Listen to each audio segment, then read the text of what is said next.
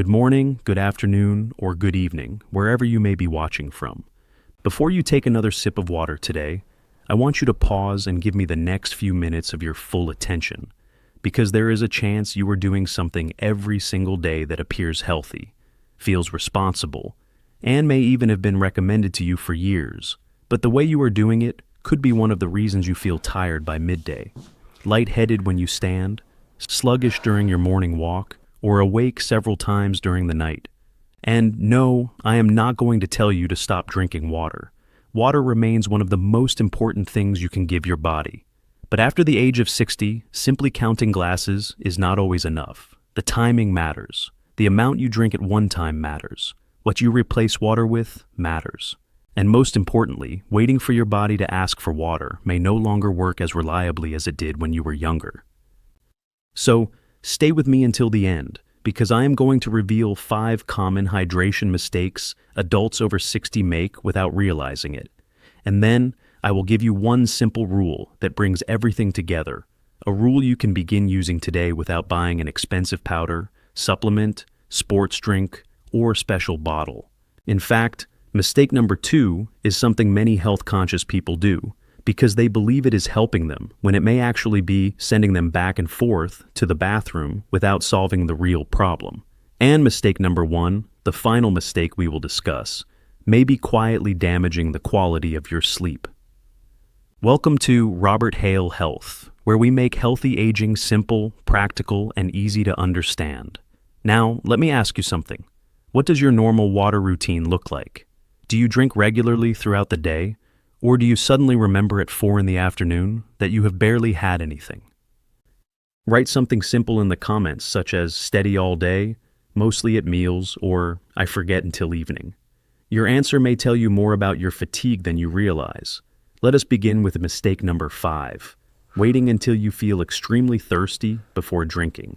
When you were younger, thirst may have acted like a loud alarm. You exercised, worked outside, or went several hours without drinking, and your body clearly told you, I need water now. But that alarm may become quieter with age. Some older adults do not notice thirst as strongly or as early, which means that by the time the mouth feels dry or the thirst becomes obvious, the body may already be running behind. This becomes even more important when the weather is hot, when you are sick, when you have diarrhea or vomiting, when you are taking medicines that increase urination, or when you simply become busy and forget to drink. The problem is that dehydration does not always announce itself with dramatic thirst. It may appear as tiredness, darker urine, a dry mouth, dizziness, constipation, a headache, reduced concentration, or a general feeling that your body is working harder than it should. Now, these symptoms can have many causes, so do not assume every episode of fatigue or dizziness is dehydration. But do not ignore your fluid routine either. Here is the practical solution. Stop depending entirely on thirst and begin using hydration anchors. An anchor is an activity that already happens every day. Drink a moderate glass of water after waking. Have another with breakfast or your morning medication if your clinician allows it. Drink around lunchtime. Have some before your regular walk or physical activity. Then continue with smaller amounts through the afternoon. You are not forcing gallons of water into your body. You are simply giving yourself reminders before your thirst alarm becomes desperate. Place a glass near the coffee maker, keep a bottle beside the chair where you read, or connect drinking water with meals and medications. This sounds almost too simple, but the best health strategies are often the ones you can repeat without thinking. And remember this phrase because we will return to it at the end. Front load, then sip, do not flood. Mistake number 4 is assuming that coffee, sweet tea, juice, soda, and every flavored beverage hydrate you in exactly the same way as water. Fluids do contribute to your daily intake, and a morning cup of coffee does not automatically dehydrate every person. But trouble begins when almost all of your fluid comes with large amounts of sugar, caffeine, sodium, or calories. Imagine someone who begins the morning with 2 large sweet coffees, drinks a bottle of fruit juice with lunch, has very little plain water, and then wonders why their energy rises and crashes throughout the day. They are consuming fluid, but they are also consuming a significant amount of sugar and perhaps more caffeine than their sleep. blood pressure, bladder, or heart rhythm tolerates comfortably.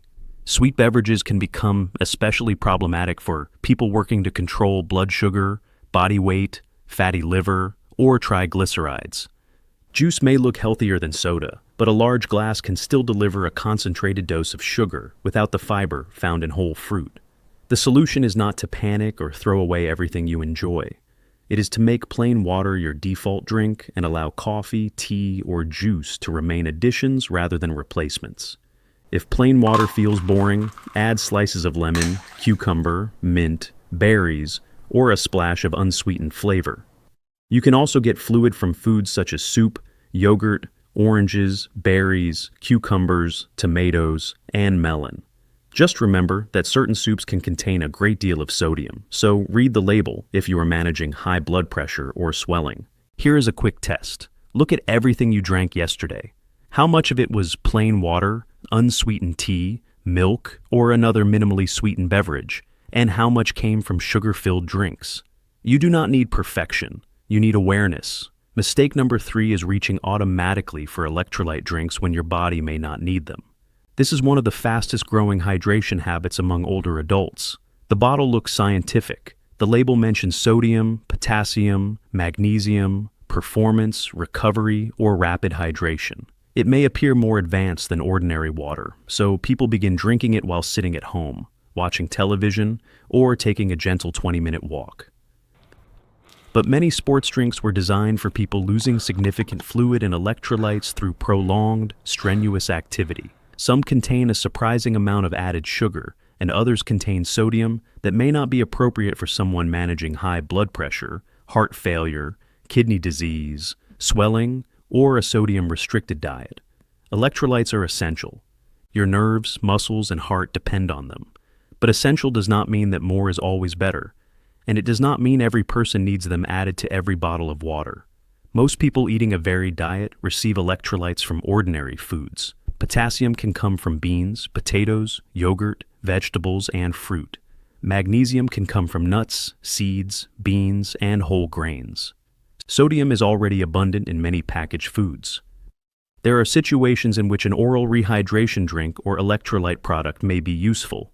Prolonged sweating, certain illnesses involving fluid loss, or specific recommendations from a healthcare professional, but it should solve a real need rather than become a daily fashion accessory. Look at the nutrition label. Check the serving size, added sugar, sodium, and potassium. Do not assume zero sugar automatically means ideal for you, because the sodium or potassium content may still matter depending on your health and medications. And never mix concentrated electrolyte powders more strongly than the instructions recommend. The safer everyday rule for most generally healthy adults is simple. Use water as your foundation, obtain minerals through balanced meals, and reserve specialized drinks for situations in which they are actually needed. Before we move to mistake number 2, take a moment to subscribe to Robert Hale Health if you appreciate straightforward health guidance designed for adults over 60. We are not here to frighten you or sell you miracle cures. We are here to help you understand the small daily decisions that can protect your strength, mobility, independence, and confidence as you age. Now, mistake number 2 is drinking very little for hours and then trying to catch up by swallowing several large glasses at once. Picture this. It is 3 or 4 in the afternoon. You suddenly realize that apart from coffee, you have barely consumed any water. You feel guilty? So you stand at the kitchen counter and drink 2 or 3 large glasses in a few minutes. For a short time, you feel as though you have corrected the problem. Then you begin visiting the bathroom repeatedly. Your stomach feels uncomfortably full, and by evening, you are behind again. Drinking a large amount at once is not a magical reset button. Your body is constantly balancing fluid through the kidneys, hormones, blood vessels, sweat, breathing, and urine. When you repeatedly alternate between long, dry periods and sudden floods, you may create discomfort and make it harder to maintain a consistent routine. That does not mean you must take a tiny sip every 60 seconds, and it certainly does not mean that drinking a full glass is dangerous. It simply means consistency is usually more practical than extremes. Think of watering a plant. If the soil has been neglected all week, pouring an entire bucket into the pot at once may cause much of it to run straight through. A more regular pattern gives the plant time to use what it receives. Your body is far more sophisticated than a plant, but the behavioral lesson is useful. Do not spend half the day ignoring fluids and then attempt to repair everything in 5 minutes. Instead, divide your intake across the hours when you are awake. A moderate glass after waking, fluids with or between meals, and extra attention before and after activity can be easier to tolerate. Keep in mind that there is no single perfect number of glasses for every person. Your needs depend on body size, diet, activity, temperature, medications, illness, and medical conditions. Someone working in a hot garden will have different needs from someone reading indoors in cool weather. Someone with advanced kidney disease or heart failure may have been instructed to limit fluids and should follow their individualized medical plan rather than a general internet rule. And if you suddenly develop extreme thirst, unusually frequent urination, new swelling, shortness of breath, confusion, or rapid changes in weight, do not simply respond by drinking more and more water. Those symptoms deserve medical attention because diabetes, medication effects, kidney problems, heart conditions, and other issues can alter fluid balance. Now we come to mistake number 1. Drinking most of your water late in the evening because that is when you finally remember it. This mistake can create a frustrating cycle. You drink too little during the morning and afternoon. By dinner, you feel thirsty, so you begin catching up. You have 2 glasses with dinner, another while watching television, perhaps tea before bed, and then place a large glass on your nightstand. You fall asleep, but a few hours later, your bladder wakes you. You walk to the bathroom, turn on the light, check the clock, and begin worrying about whether you will fall asleep again.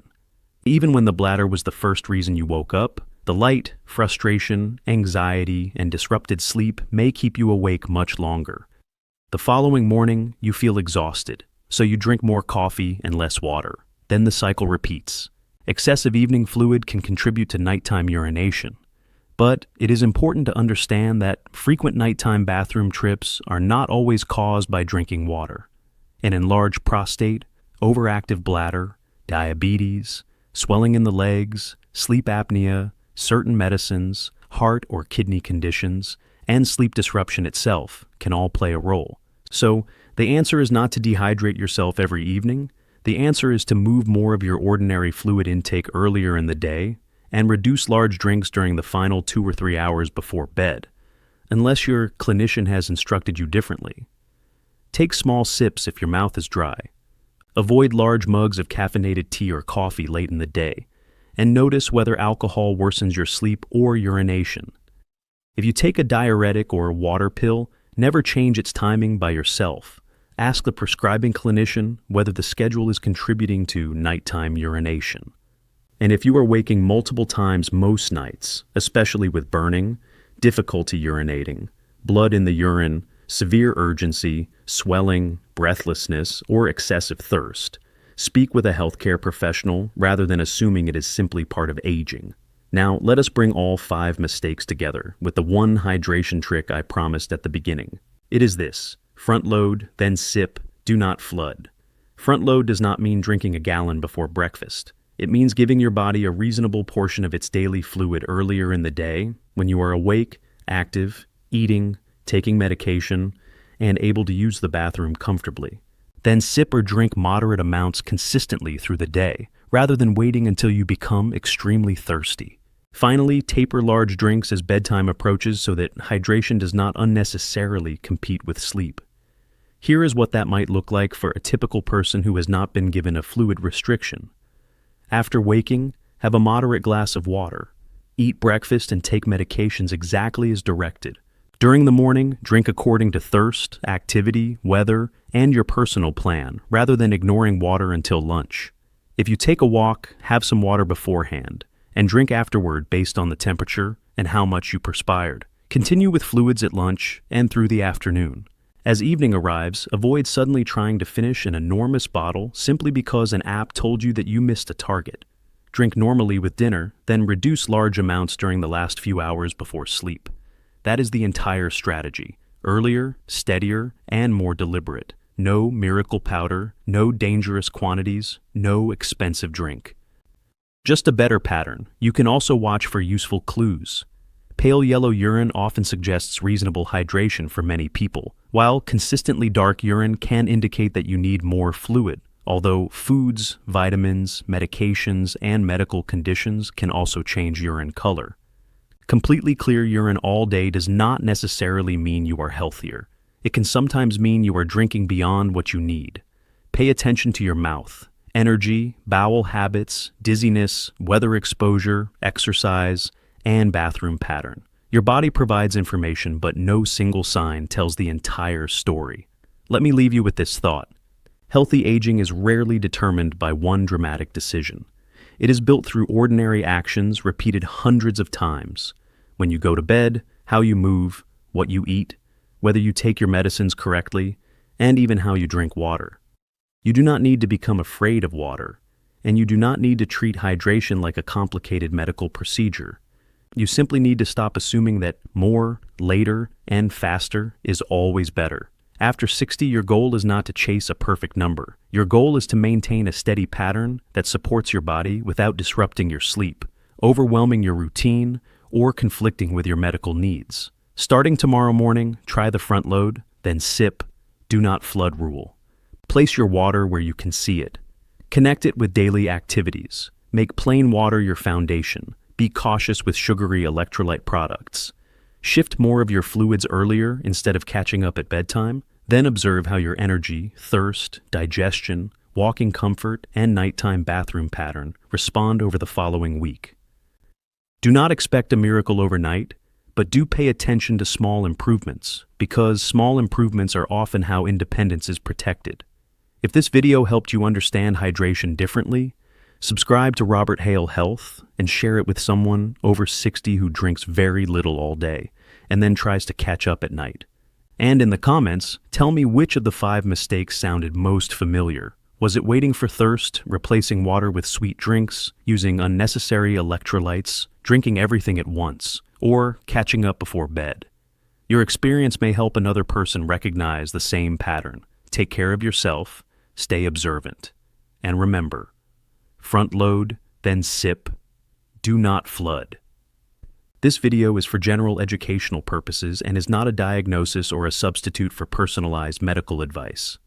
Fluid requirements can differ significantly for people with kidney disease, heart failure, diabetes, liver disease, swelling, or those taking diuretics and other medications. Follow the plan provided by your own healthcare professional.